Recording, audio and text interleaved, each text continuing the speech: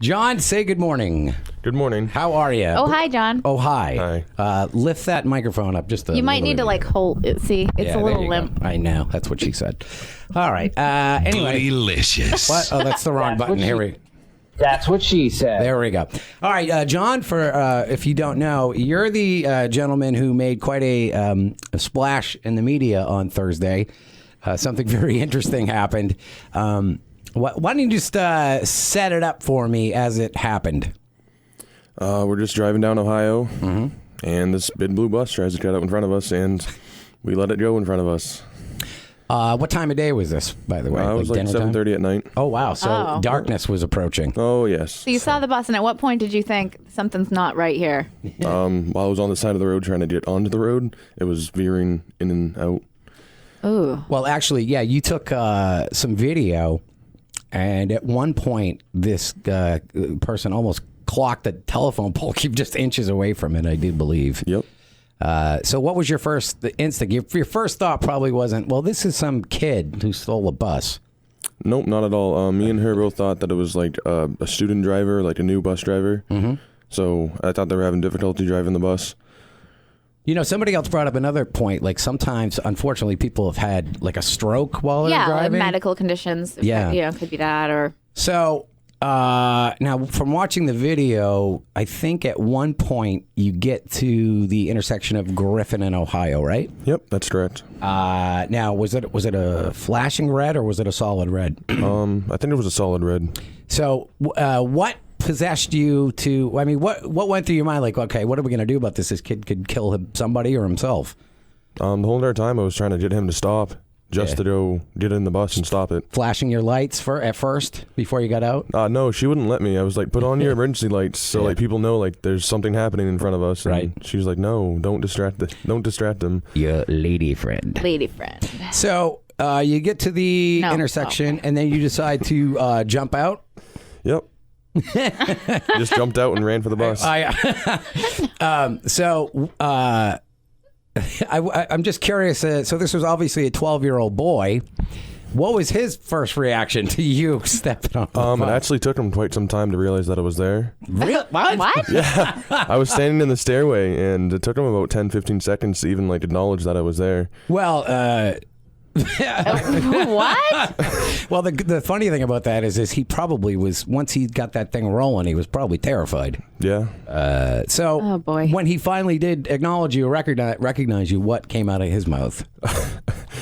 He looked towards me and he said that he knew what he was doing, and then looked back towards the road and continued through the intersection. I know what I'm doing. Oh yeah. You know what? Like though? it. I saw the video. He did not know what he was doing. No, definitely not. He was really bad. But he's 12. I mean, what do you expect? Now we were trying to figure out what this blue bus, what it was, because it wasn't a school bus. It's either like a military bus. Yep. We thought it might have been a prison bus. A prison bus. Possibly job tours bus. Yeah.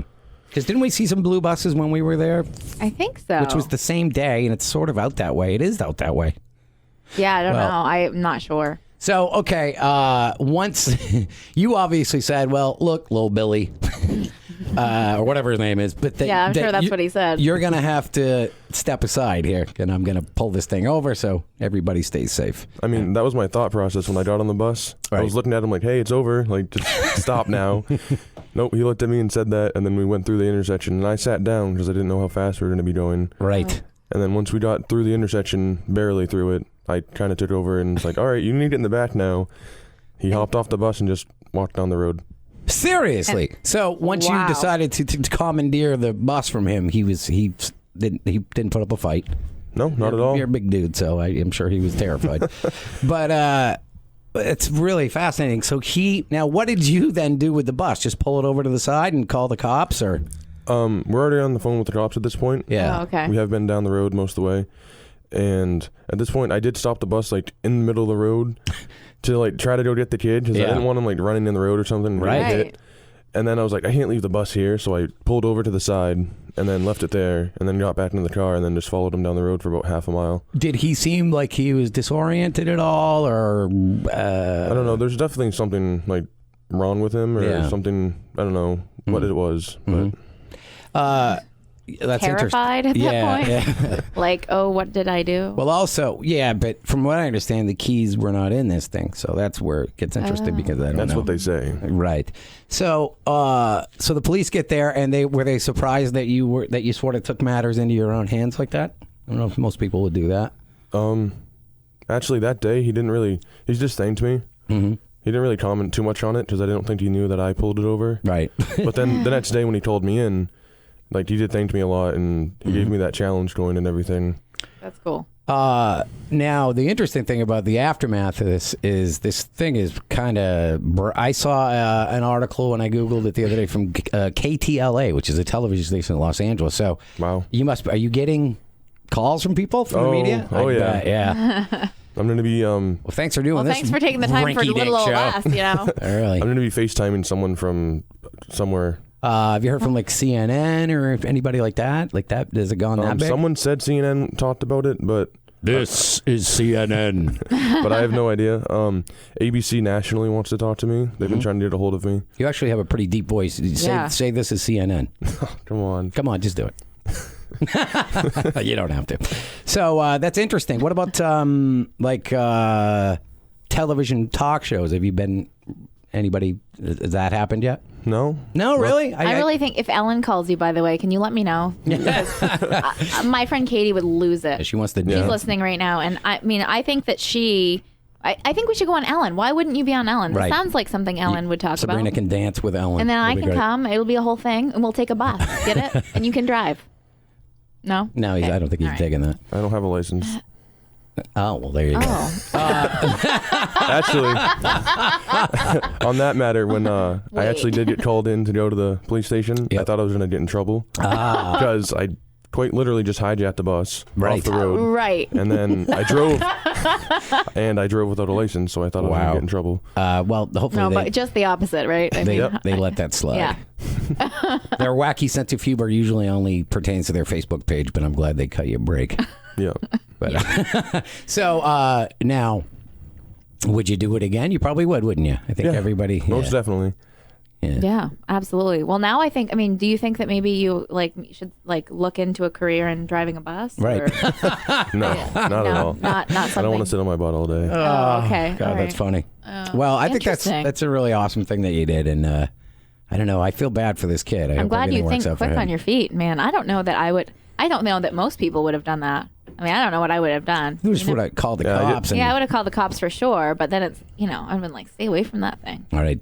Some people say that they would have done it, but Yeah, you never have you know. been in that I don't situation yet? Yeah, no, can't say. I'm glad that I have not. You never know that until you're in the moment what you're going to do, but you did the right thing, man. So that's pretty cool. Holy moly! I hope Ellen does call you. I guess we'll hope have. so. Maybe we should send the audio of this to her. Maybe she's not aware of the story. I don't know, but we should definitely send this to Ellen. Yeah, you think so? You're just trying to finagle an appearance on Ellen, and you have nothing to do with it.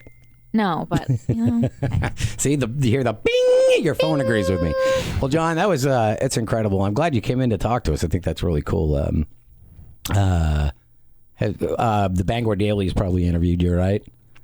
Yep. I've had 4 different personal TV. interviews with news crews now. That's great. Interesting. Well, I'm sure you're tired of talking about it, so I appreciate you coming in. Not really. They were all in one day. Oh, that's good. Yeah. we got the tail end of your tour, as it were. Wow. So. Have you ever done anything this high profile before? Is this like something you usually do? I mean, do you have a history of saving the day? Being a do-gooder?